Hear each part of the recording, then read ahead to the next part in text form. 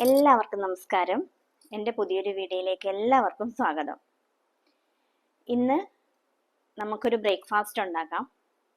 അത് ഒരു ഹെൽത്തി ദോശയാണ്. കുറച്ച് ധാന്യങ്ങളൊക്കെ ഇട്ടിട്ട്, നമ്മുടെ വീട്ടിലുള്ള കുറച്ച് ധാന്യങ്ങളൊക്കെ ഇട്ടിട്ടുള്ള ഒരു ദോശയാണ്. പെട്ടെന്ന് ഉണ്ടാക്കിയെടുക്കാം, പിന്നെ ആരോഗ്യത്തിന് നല്ലതാണ്. അപ്പം അതിന് വേണ്ടുന്ന കാര്യങ്ങളൊക്കെ എന്തൊക്കെയാണെന്ന് നോക്കാം. അപ്പം ഞാനിവിടെ എടുത്തിട്ടുള്ളത് 3 ധാന്യങ്ങളാണ്. അതൊന്ന് ഈ വെള്ളക്കടല, കറുത്ത കടല, പിന്നെ ചെറുപരിപ്പ്.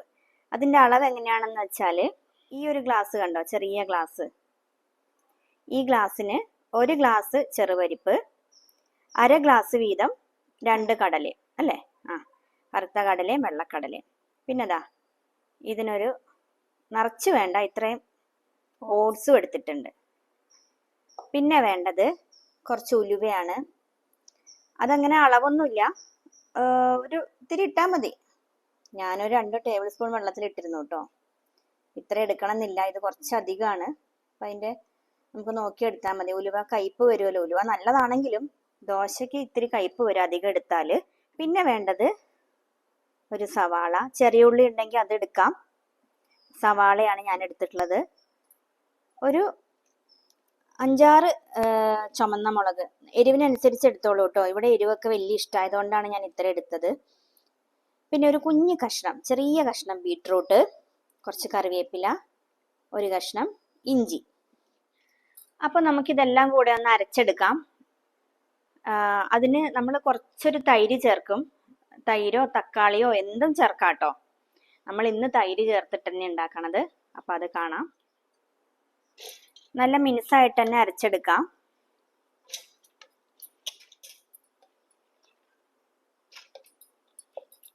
ഇതിൽ നമ്മൾ സോഡാപ്പൊടി ഒന്നും ഇടുന്നില്ല കേട്ടോ.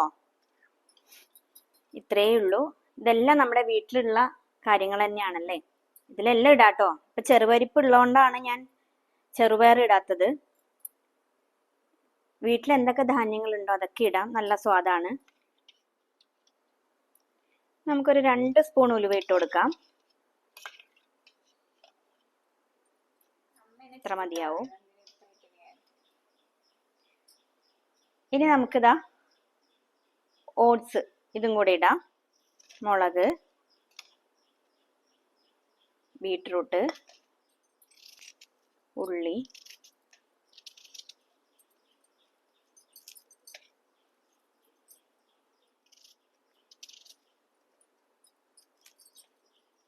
ഇഞ്ചി.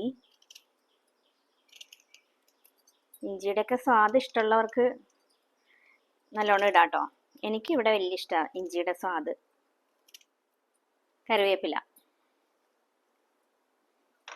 കറിവേപ്പിലയൊക്കെ ഇഷ്ടം പോലെ ഇടാം. മല്ലിയില ഇടാട്ടോ, പക്ഷെ മല്ലിയില ഇല്ലാത്തതുകൊണ്ടാണ്. നമുക്ക് ഇത്രയും തൈരും കൂടെ ഒഴിച്ചു കൊടുക്കാം. വലിയ പുളിയൊന്നും ഇല്ലാത്ത തൈരായതുകൊണ്ടാട്ടോ ഇത്ര എടുത്തത്. പുളി നോക്കി ഒഴിച്ചാൽ മതി. കുറച്ച് കായം ഇടാം, ഒരു 1/2 സ്പൂൺ മതിയാവും. ദോശയ്ക്ക് പാകത്തിനുള്ള ഉപ്പും കൂടി ഇട്ട് കൊടുക്കാം. കുറച്ച് വെള്ളവും കൂടി ഒഴിക്കാം.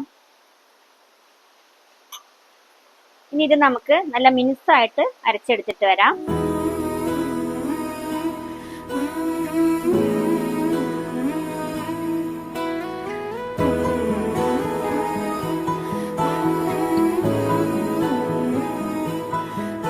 ദോശക്കുള്ളത് നമ്മളിവിടെ നന്നായിട്ട് മിനുസായിട്ട് അരച്ചെടുത്തിട്ടുണ്ട്.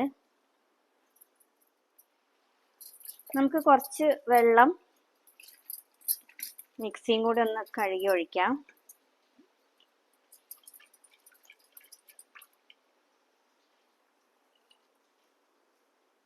ഇതിൽ ബീട്രൂട്ട് മാത്രമല്ല കേട്ടോ, നമുക്ക് ഇഷ്ടമുള്ളതെല്ലാം ചേർക്കാം. ക്യാരറ്റ് ചേർക്കാം, ഉരുളക്കിഴങ്ങ് ചേർക്കാം അല്ലേ.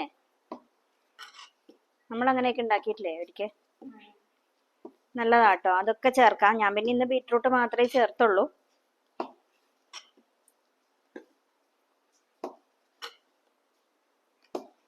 അപ്പോൾ ഇത് ഇവിടെ ഇരിക്കട്ടെ, നമുക്ക് ഉണ്ടാക്കാതിന് മുമ്പ് നമുക്ക് ഈ ദോശ വെറുതെ കഴിക്കാൻ പറ്റില്ലല്ലോ. വെറുതെയും കഴിക്കാം കേട്ടോ, നല്ല സ്വാദാണ്. എന്നാലും ഒരു ചമ്മന്തിയും കൂടി ഉണ്ടാക്കാം. നമ്മൾ തക്കാളി ചമ്മന്തി ഉണ്ടാക്കാറുണ്ടല്ലോ അല്ലേ, വഴറ്റിയിട്ടൊക്കെ. പക്ഷെ ഇത് തക്കാളി ചമ്മന്തി തന്നെയാണ്, വേറൊരു രീതിയിലാണ് ഉണ്ടാക്കുന്നത്. അതായത് ഞാൻ ഇത്ര എടുത്തിട്ടുള്ളൂ, ഒരു ഉള്ളിയും ഒരു തക്കാളിയും ഒരു 7-8 ചുമന്ന മുളക് കേട്ടോ. എരിവിനനുസരിച്ച് എടുക്കാം. ഇവിടെ ഞാൻ പറഞ്ഞല്ലോ എരിവ് അത്യാവശ്യം വേണം, അതുകൊണ്ടാണ് ഞാൻ ഇത്ര എടുത്തത്. കുറച്ച് കറിവേപ്പില, ചെറിയ കഷ്ണം ഇഞ്ചി, ഒരു 5 അല്ലി വെളുത്തുള്ളി. വെളുത്തുള്ളി സ്കിപ്പ് ചെയ്യാട്ടോ, ഇഷ്ടമില്ലാത്തവർ ഇടണം എന്നില്ല. എനിക്കും ആദ്യം വെളുത്തുള്ളി ഒന്നും ഇഷ്ടമല്ലായിരുന്നു, അതിന്റെ മണം വരുമ്പോൾ കൂടെ എനിക്ക് പറ്റില്ലായിരുന്നു. പക്ഷെ ഇപ്പൊ അത് കുട്ടികൾക്കെല്ലാം ഇഷ്ടമായതുകൊണ്ട് അങ്ങനെ ഉണ്ടാക്കി എനിക്കും ഇഷ്ടമായി, ഞാനും കഴിക്കും. അപ്പൊ ഇഷ്ടമില്ലാത്തവര് അത് ഇടുകയേ വേണ്ട, അതില്ലാണ്ട് തന്നെ ഉണ്ടാക്കാം. അപ്പൊ ഇത്രയും സാധനങ്ങൾ നമുക്കൊന്ന് മിക്സിയിൽ അരച്ചെടുക്കാം. ആവശ്യത്തിനുള്ള ഉപ്പ്, കുറച്ച് കായപ്പൊടി, ഒരിത്തിരി മഞ്ഞൾപ്പൊടി. ഇനി ഇത് നമുക്ക് നന്നായിട്ടൊന്ന് അരച്ചെടുക്കാം. നമ്മളിത് ഇവിടെ മിനുസായിട്ട് അരച്ചെടുത്തിട്ടുണ്ട്. ഇനി ഇത് കടുകൊക്കെ വറുത്തിട്ട് ഇടണം. അപ്പം നമുക്കതിന് വേണ്ടിയിട്ട് നമുക്കതിനായിട്ടൊരു പാൻ വെച്ച് കൊടുക്കാം. ഒരിത്തിരി എണ്ണ ഒഴിക്കാം, കുറച്ച് കടുകിടാം,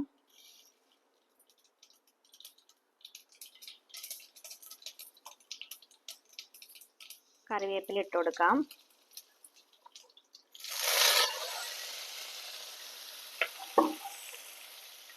നമുക്ക് കുറച്ച് വെള്ളം കൂടെ ഒഴിച്ചു കൊടുക്കണം. ഇതൊന്ന് വെന്ത് നന്നായിട്ടൊന്ന് കുറുകി വരണം. അപ്പൊ ചമ്മന്തി അവിടെ ആവുമ്പോഴേക്കും നമുക്ക് ദോശയും കൂടെ ഉണ്ടാക്കാം. നമുക്ക് നെയ്യോ എള്ളെണ്ണയോ എന്ത് വേണമെങ്കിലും ഉപയോഗിക്കാം കേട്ടോ. നെയ്യാണ് എടുത്തിട്ടുള്ളത്.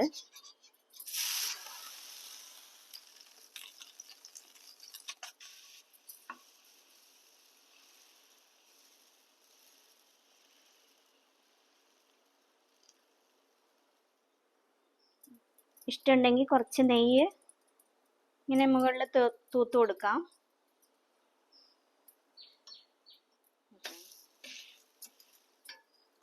ഇഷ്ടമുണ്ടെങ്കിൽ കുറച്ച് നെയ്യൊക്കെ ഇങ്ങനെ മുകളിൽ പറ്റാം. ഇവിടെ അമ്മണി ഒന്നിനും സമ്മതിക്കുകയില്ല, ഡയറ്റാന്നും പറഞ്ഞുകൊണ്ട്.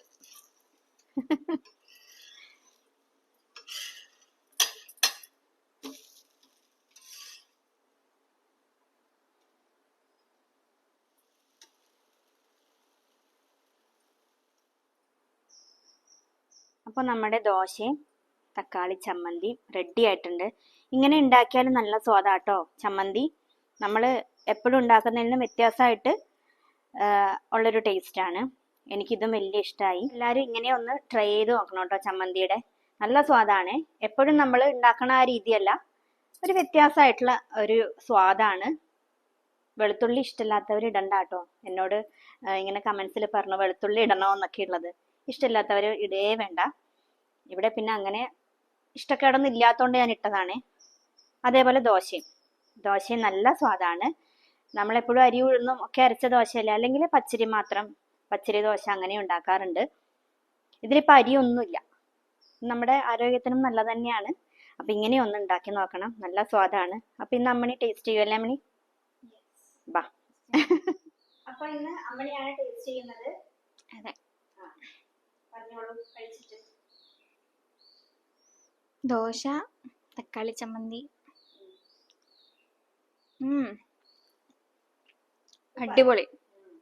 നല്ല ഹെൽത്തി ആണ്, നല്ല പ്രോട്ടീൻ റിച്ച് ആയിട്ടുള്ള സംഭവമാണ്. അപ്പം ബ്രേക്ക്ഫാസ്റ്റ് ആയിട്ട് എങ്ങനെയാണെങ്കിൽ ട്രൈ ചെയ്ത് നോക്കാം.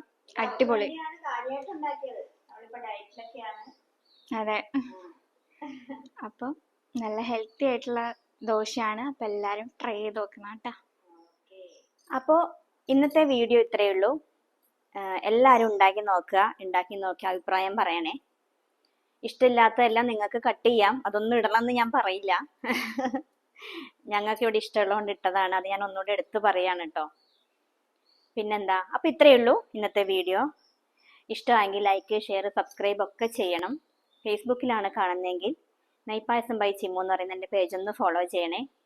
അപ്പോൾ നമുക്ക് നാളെ നല്ലൊരു വിഭവമായിട്ട് വീണ്ടും കാണാം. എല്ലാവർക്കും നന്ദി.